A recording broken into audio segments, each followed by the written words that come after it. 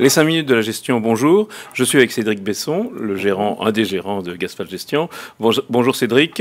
Nous allons décrypter 1 ou 2 points d'actualité que je vous ai réservés. Et puis ensuite, nous allons essayer d'en tirer des conclusions. Vous allez en tirer des conclusions, à la fois en stratégie et puis en conseil un peu direct. Nous allons commencer avec l'actualité.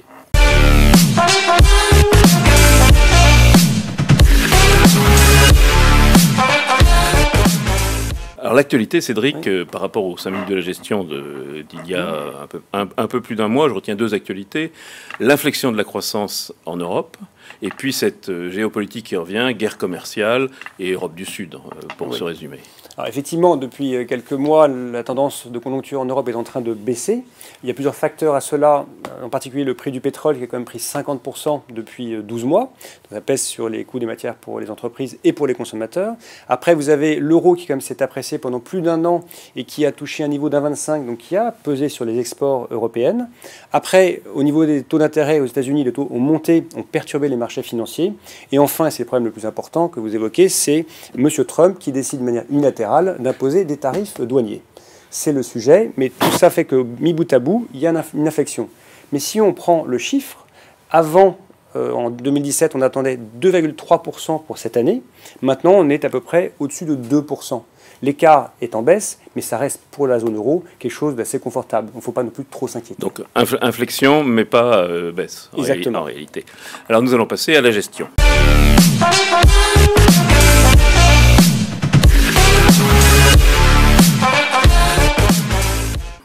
Alors la gestion, on a tendance à dire taux d'intérêt contre bénéfice finalement, c'est ça qu'on a vu. Les taux d'intérêt américains sont montés à 3%, les taux d'intérêt européens, en tout cas l'allemand ou le français, on peut varier, mais on a un Nasdaq qui gagne 10% avec un dollar qui a monté depuis le début de l'année, c'est quand même beaucoup, et des marchés européens qui font moins 2%, ou entre moins 2 et plus 2 pour le français, moins 2 pour l'allemand.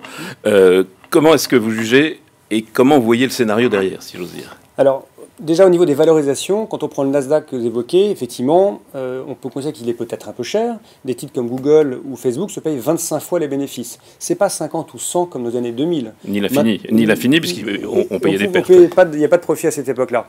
Mais si on se projette sur 2-3 ans, les profits vont croître de l'ordre de 20%. Donc ces valorisations sont justifiées.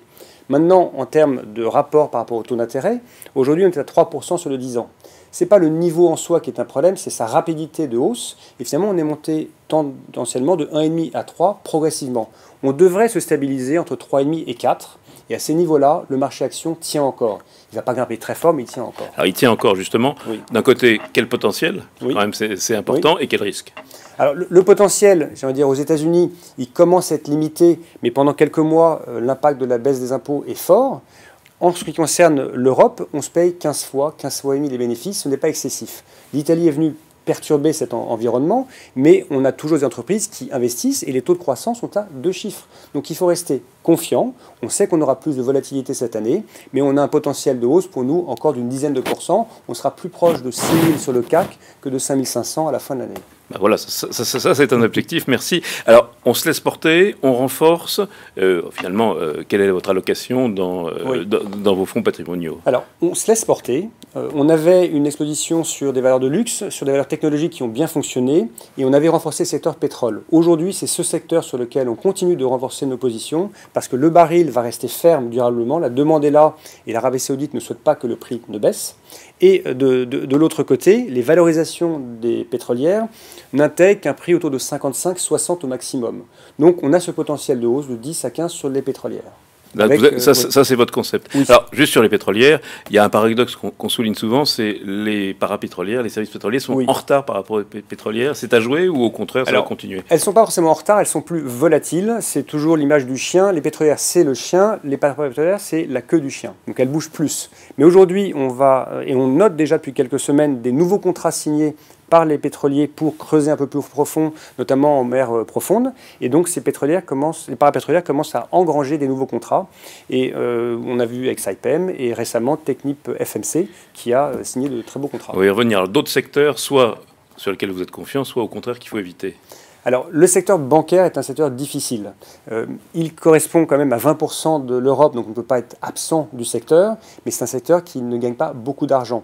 Il faut investir sur l'informatique, il faut réduire les effectifs, et à côté de ça, la courbe des taux n'est pas suffisamment pentue pour gagner de l'argent dans la transformation. Donc c'est un secteur qui reste quand même difficile. Alors il faut investir sur l'informatique, il faut investir sur les sociétés qui aident les sociétés à investir dans l'informatique, Exactement. etc. Exactement. Donc ça c'est un secteur, le secteur de numérisation comme on l'appelle généralement. Alors, en Europe, on n'a pas beaucoup d'autres valeurs que des valeurs de SS2I, hormis SAP en Allemagne. Aux États-Unis, il y a beaucoup plus de sociétés comme Oracle, par exemple. Et sinon, donc, on se concentre sur des SS2I comme Atos, comme Capgemini. Alors, un mot sur l'allocation d'actifs de votre fonds patrimonial. Alors, patrimonial, on avait un tout petit peu réduit la voilure il y a quelques semaines au début de la crise italienne. Aujourd'hui, on est légèrement surpondéré sur la poche action. Donc, on reste quand même convaincu qu'il faut être investi sur les actions. On sait qu'il y aura un peu plus de volatilité et on profitera de creux s'ils arrivent pour renforcer cette poche action. Et si le marché venait à monter trop fort, on sera plutôt à écréter. On est dans un marché qui fait plus du haut et des bas pour cette année, mais la tendance de fond est quand même haussière. Et positive. Alors, dernier point, un ou deux cas d'investissement. Alors, cas d'investissement sur le pétrole, Royal Dutch Shell aujourd'hui, parce qu'ils vont annoncer dans quelques semaines leur programme de rachat d'actions. Plus que Total, milliards. alors. Plus que Total dans cette conjoncture, mais on aime Total aussi. Et sinon, parapétrolière, Technip, FMC, il faut vraiment ne pas oublier ce FMC qui a racheté Technip, c'est une fusion d'ego, mais en fait l'américain a racheté, est en train de restructurer cette société avec le meilleur produit, c'est les leaders du marché en prospection eau profonde pour les différents compagnies pétrolières. Il y a un délit de sale gueule sur Technip, donc on peut le redresser. On peut le redresser, ça a pris 4% hier, mais il y a au moins 15% de potentiel sur ce dossier. Cédric Besson, merci. Merci Hubert.